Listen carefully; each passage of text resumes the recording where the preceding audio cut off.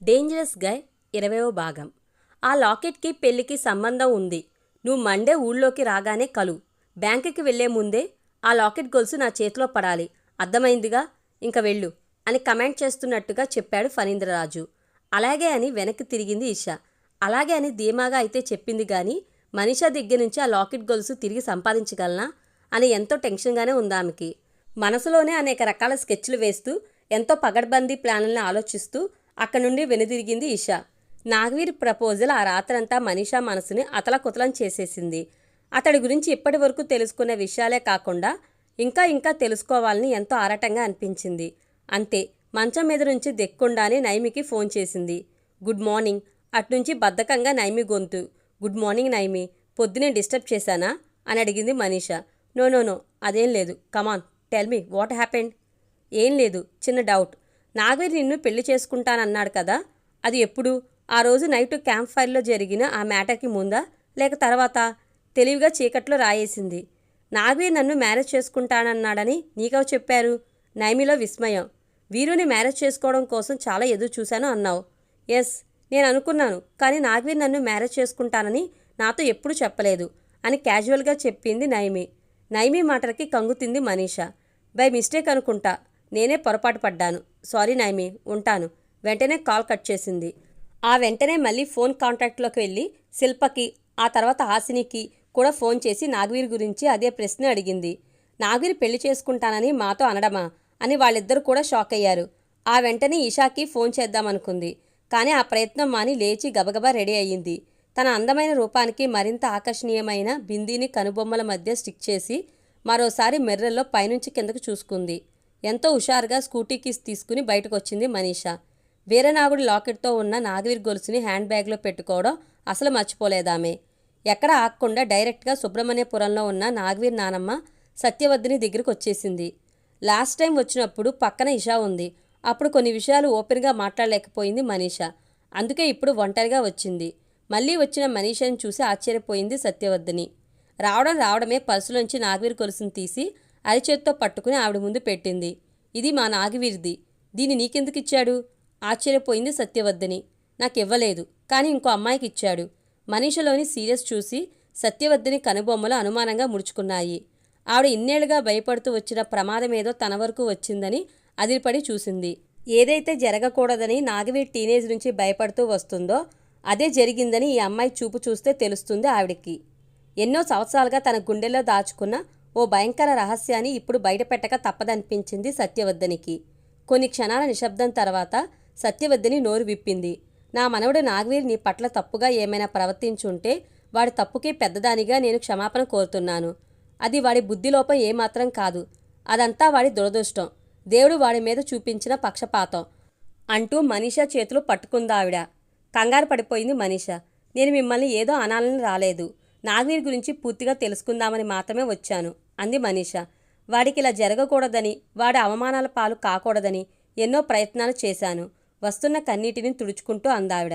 షాకింగ్గా చూసింది మనీషా. ఇలా జరగకూడదనా? అంటే ఎలా? వింతగా అయోమయంతో అర్థం కానట్టుగా అడిగింది. ఇది 25 ఏళ్లుగా నా గుండెల్లో దాచుకున్న నిజం ఇది. ఇప్పుడు చిన్నదానివైనా నీతో చెప్పడానికి సాహసిస్తున్నాను. మా కుటుంబ పరువు వీధిన పడుతుందని ఇన్నేళ్లు ఈ విషయాన్ని నేను ఒక్కదాన్నే మోశాను. నాగవీర్లో ఆడవాళ్ళని ఆకర్షించగల లక్షణం వాడి బుద్ధిలోంచి వచ్చింది కాదు. అది వాడి చిన్నప్పుడు జరిగిన ఒకానొక అనూహ్య సంఘటనకి బయటపడ్డ పరిణామం అందావిడ. అర్థం కాక క్యూరియస్తో కుర్చీ అంచుడు కూర్చుంది మనీషా. నాకు ఒక కొడుకు కూతురు. ఇద్దరికీ ఒకే ఏడాదిలో పెళ్లి చేశాను. మా అబ్బాయి ప్రకాష్ ఇంజనీర్. ఉద్యోగ నిమిత్తం ఎప్పుడు సిటీలోనే ఉండేవాడు. అల్లుడు ఇదే ఊరివాడు. అమ్మాయిని బాగా చూసుకుంటూ మాలో కలిసిపోతాడని అనుకున్నా. మా రైస్ మిల్ ఫ్యాక్టరీలు అన్నీ అల్లుడే చూసుకునేవాడు. వాళ్ళకి ఫణీంద్ర పుట్టాడు. ఫణీంద్ర పుట్టి 10 ఏళ్లైనా మా కొడుకు ప్రకాష్కి పిల్లలు కలగలేదు. చివరికి కోడలు మృదుల చేత వీరనాగుడు స్వామికి ముక్కు గట్టించాను. ఏడాదికి నాగవీర్ పుట్టాడు. కానీ వాడు పుట్టడంతో కుటుంబంలో విషపు ఆలోచనలు కూడా పుట్టాయి అంటుంటే ఆవిడ గొంతు బొంగురుపోయింది. ఎంతో ఉత్కంఠగా వింటుంది మనీషా. నాగవీర్ పుట్టకపోతే రైస్ మిల్ ఫ్యాక్టరీలు ఇంకా మా ఆస్తులు పొలాలు అన్నీ తనకే చెందుతాయనుకున్న మా అల్లుడు ఏడాది వయసు పిల్లాడైన నాగవీర్ మీద విషప్రయోగం చేశాడు. నాగవీర్ నొరగలు కక్కుతుంటే ప్రాణాలు గుప్పెట్లో పెట్టుకుని ఆగమేఘాల మీద వీరనాగదేవుని ఆలయ పూజారి నారాయణ పంతులు గారి దగ్గరకు తీసుకెళ్ళాం. తరతరాలుగా వారి వంశస్థులు గొప్ప ఆయుర్వేద వైద్యులు. రంగుమారిన నాగవీర్ చర్మాన్ని చూసి ఆ పసిప్రాణం నిలవదన్నారాయన. అలా అంటూనే ప్రయత్నపూర్వకంగా ఏవో ఆకుపసళ్ళు పోశారు. వాళ్ళు అప్పటి వరకు ఉన్న కదలికలు కూడా ఆగిపోయాయి. ఇక మా వంశాంకురం నాగవీరు మాకు దక్కడం అనుకున్నాం. కానీ ఆ వీరనాగుడి దయ వల్ల నారాయణ పంతులు గారు అప్పటి వరకు ఆ పరిసర ప్రాంతాల్లో ఎన్నడూ చూడని దివ్య ఔషధ మొక్కలు వీరనాగుడి పుట్ట వద్ద దొరికాయట. ఆ రోజు క్షణమొక యుగంలా నరకం అనిపించింది మాకు. పాపం ఎంత యాతన పడ్డాడో. రెండో రోజుకి కళ్ళు తెరిచాడు నాగవీర్ అంటూ ఊపిరి పీల్చుకుందావిడ. సత్యవతిని చెప్పిన దానికి ప్రెజెంట్ నాగవీర్ ప్రవర్తనకి సంబంధం ఏంటో అర్థం కాలేదు మనీషకి. నాగవీర్ గండం గట్టెక్కింది. కానీ వాడు వయసుకు వచ్చిన తర్వాత నారాయణ పంతులు చెప్పిన భయంకరమైన విషయానికి ఎంతగానో భయపడిపోయాను. నాగవీర్ని బతికించడానికి పసరుగా వాడిన అరుదైన ఔషధ ఆకులు త్రాచుపాము విషానికి విరుగుడుగానే కాక వీర్యవృద్ధిని, కామోద్దీపన శక్తిని ఎన్నో వేల రెట్లు పెంచగల ఎంతో వశీకరణ గుణం కలిగిన గొప్ప శక్తివంతమైనవని చెప్పారు.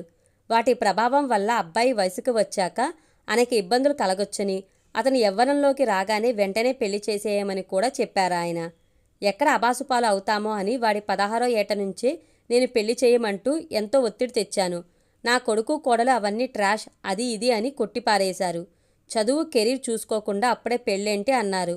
వాడు కూడా నచ్చిన అమ్మాయి దొరకాలంటూ ఇక్కడి వరకు తీసుకొచ్చాడు అని మనసులో దాచుకున్నదంతా బయటపెట్టింది సత్యవతిని. జరిగిందంతా విన్నాక కొన్ని క్షణాలు ఏం మాట్లాడాలో అర్థం కాలేదు మనీషకి. ఈ లాకెట్ ఏ అమ్మాయి దగ్గర నుంచి తీసుకున్నావో చెప్పు. ఆ అమ్మాయిని క్షమాపణ అడిగి నాగవిని బ్రతిమాలి వాళ్ళిద్దరికీ పెళ్లి చేస్తాను అంటూ దృఢ నిశ్చయం తీసుకుంటున్నట్టుగా అడిగింది సత్యవతిని. తడబడింది మనీష. ఆ వెంటనే మీ మనవడిని ఎందరికిచ్చి పెళ్లి చేస్తారు అని సూటిగా అడిగింది. అంతే, షాక్తో మాట రానట్టుగా ఉండిపోయింది సత్యవతిని. ఇద్దరికీ కూడా ఏం మాట్లాడాలో, దీని గురించి ఏమనుకోవాలో అర్థం కానట్టుగా చాలా నిమిషాలు నిశ్శబ్దంగా కదిలిపోయాయి. మీతో మాట్లాడాలని వచ్చాను, మాట్లాడాను, ఇక బయలుదేరతాను అని కుర్చీలోంచి లేచి నిలబడింది మనీష. సాయంత్రం 6:30 అయింది. నాగవీర్ సెల్ ఫోన్ రింగ్ అయింది. కాల్ సుబ్రహ్మణ్యపురం నుంచి. హలో గ్రాండ్మా, చెప్పు అన్నాడతను. వాట్ మనీషానా? నీ దగ్గరకా? ఏ ఎందుకు? అక్కడే ఉందా అంటూ కారు పక్కకు తీసి ఆపాడు. వెళ్ళిపోయిందా? ఓకే, వాయిస్ కట్ అవుతుంది. జస్ట్ 5 minutes, నేను ఇంటికి వెళ్ళగానే ఫోన్ చేస్తాను. ఓకే బాయ్ అని కాల్ కట్ చేసి వెంటనే మనీషా నెంబర్కి రింగ్ చేయబోయాడు. తను మ్యారేజ్ ప్రపోజల్ చేసినప్పుడు మనీషా సమాధానం చెప్పలేదు. ఆ తర్వాత కనీసం ఫోన్ కూడా చేయలేదు. ఇప్పుడు సుబ్రహ్మణ్యపురం వెళ్ళి షాక్ ఇచ్చింది. తాను మనీషాకి సర్ప్రైజ్ ఇస్తే అనుకున్నాడు నాగవీర్. అంతే, ఫోన్ పక్కన పడేశాడు. ఆ వెంటనే నాగవీర్ చేతులు ఎంతో హుషారుగా కార్ స్టీరింగ్ మీద బిగుసుకున్నాయి. మనీషా స్కూటీ విజయవాడ సిటీ అవుట్స్కట్స్లోకి ఎంటర్ అయ్యేసరికి చీకటి పడ్డం మొదలైంది. మరో అరగంటకి మొగల్రాజపురం మెయిన్ రోడ్ని దాటింది. బాగా విశాలంగా ఉన్నాయి వీధులు. దానికి తోడు రోడ్డుకి రెండు వైపులా పెద్ద పెద్ద చెట్లు. వాళ్ళ ఏరియాలోకి వచ్చాక మనీషా దృష్టి క్యాజువల్గా మారింది. అందుకే ఆమెని ఫాలో అవుతున్న వ్యక్తిని అస్సలు గమనించలేదు. ఇంటికి వెళ్ళగానే ముందు నాగవీర్కి ఫోన్ చేయాలి అని ఎంతో హుషారుగా అనుకుంది. అసలు ఈ పాటికే తాను వచ్చినట్టు నాగవీర్కి సత్యవతిని చెప్పేస్తుందేమో అనుకుంటూ నాగవీర్ నుంచి ఫోన్ కాల్ ఎక్స్పెక్ట్ చేస్తుంది మనీషా. ఆ ఆలోచనలో ఉండడం వల్ల ఒక్కసారిగా స్పీడే క్షణంలో మనీషా ముందుకి దూసుకొచ్చిన బైక్ని పట్టించుకోలేదామె. కానీ ఆ బైక్ ఎంత వేగంగా దూసుకొచ్చిందో అంత సడన్ డిస్క్ బ్రేక్తో ఒక్కసారే ఆగింది. తన ముందు సడన్గా ఆగిన బైక్ని చూసి అదాటుగా స్కూటీ ఆపింది మనీషా. ముక్కు మూతి కర్చీఫ్తో కవర్ చేసుకుని ఉన్నాడా వ్యక్తి. సైడ్ స్టాండ్ వేసి బైక్ మించి దూకినట్టుగా వచ్చి మనీషా బైక్ ఇగ్నిషన్ ఆపి తాళాల్ని లాగేశాడు.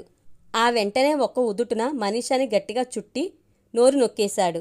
అదే క్షణంలో ఆమె ఎదురు తిరగకుండా రెండు చేతుల్ని వెనక్కి విరుస్తూ పట్టుకుని నాగవీర్ లాకెట్ ఇచ్చేయ్ అని అతి క్రూరంగా అన్నాడు. ఎవరు నువ్వు? గింజుకుంటూ ఏదో మాట్లాడబోయింది మనీషా.